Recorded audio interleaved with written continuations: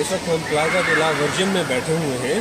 یہ ویلنسیا کا مشہور اسکوائر ہے اور یہاں پر بہت زیادہ ایکٹیویٹی ہے، گہما گہمی ہے۔ اور تھوڑی دیر پہلے ہم یہ ویلنسیا کیتھیڈرل میں سے نکلے ہیں اور اس کو ہم نے اندر سے دیکھا ہے اور یہ ہمیں لگ رہا ہے کہ یہ کسی دور میں یہ مسجد ہوا کرتی تھی۔ ہمیں یہ بتایا گیا کہ یہ مسجد سے اس کو کیتھیڈرل میں کنورٹ کیا گیا تھا تقریباً 600-700 سال پہلے۔